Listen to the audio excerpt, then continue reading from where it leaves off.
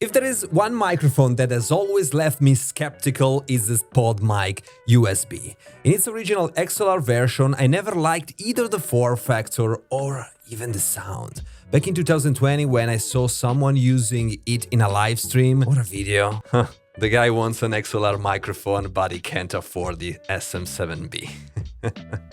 When the USB version came out, I told myself, alright, let's give it a chance and see how it performs. So I still kinda don't like the look of it, but I'm honest here, I much prefer the PodMic USB over the SM7B, and I'll tell you why. Hey, it's me, Luca, and today we are chatting about audio, and I want to share my personal perspective on this microphone that I've been using quite for a while now. The microphone has been around for some times now and is essentially an updated version with USB capability of the original model, and of course in black. The original was often criticized for being a flat-sounding microphone, lacking the presence in the low-mids frequencies that the SM7B is well known for. It's definitely not a dark microphone. This becomes super clear even with non-professional headphones during the testing and comparison phase I'll do later. This is not a review per se, it's more like a real-life experience of this microphone after 6 months. I've been traveling a lot lately, back to Italy, my original country. I live in UK, I went to Spain. I always bring this microphone with me. The product, anyway, is solid. All metal body except for the knobs here on the side to adjust tension that are made in plastic. It looks identical to the classic PodMic, but comes in black again, with 3 standout features that are on the bum, on the back here of the microphone. You have the monitoring volume, like a wheel. Of course, you have the audio jack, the 3.5 headphone jack, just to plug your headphones or earphones or IM, whatever you want. And of course, being this a USB microphone, you have the USB-C port on the back. You can connect it to a laptop, a PC, a Mac, a smartphone, and even a Rodecaster Duo or Pro 2. Like the SM7B that still love that microphone. This is a dynamic microphone, making it ideal for podcasts and broadcasting in general, even in less acoustically treated environments. Just to give you some context, this is a room that is treated, but not very professional. I just added a lot of sound panels, so it's very boxy soundy. I don't have any echo at all, but it's very, very bassy and boxy. I need to do something about it, but if you follow the channel along, probably I'll change something in this room. Behind the grid here, there is integrated pop filter, but the package includes this one, this sleek pop filter, marking the end of an era for Rode. The era of that foam cover on the old PodMics that was ugly as Talking about the S's, this is very, very S-sensitive. It's very pretty annoying because it's very flat. You have a lot of high frequencies in the microphone. So what you want to do sometimes, depending on the voice as well, you probably want to take the 5,900, 6,000 frequencies and just lower it down just a little bit, just a wee bit to have a better S. Probably one of the biggest issue of this microphone. You have a lot of S's, and so you need a de-esser actually to sound good. Let's do some tests to check how the integrated pop filter works compared to the external one. One thing you have to notice is about microphone technique. Someone told me something in the last video I made. I'm Italian guy, so I just move around a lot. So sometimes my microphone positioning is not the best. My microphone technique is not the best if I want to be as funny, entertaining as I can be. So the best thing you can do is just put this microphone 45 degrees from you, one fist far away from your mouth, and you talk like this. You can use every P you want and you won't get any plosive.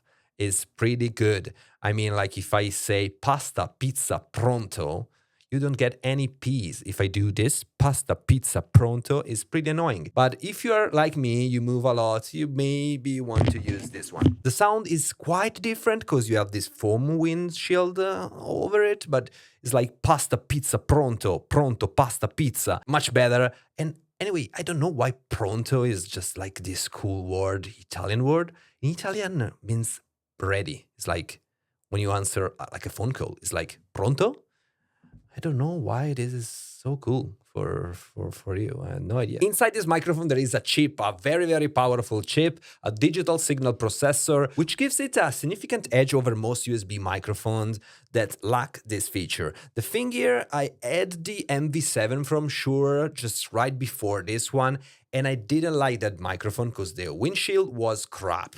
I tried to put the SM7B windshield on it and it looked weird. I didn't like it at all. The software is not as great as Rode Central in my opinion. At the end I've decided to sell the MV7 and get the PodMic USB.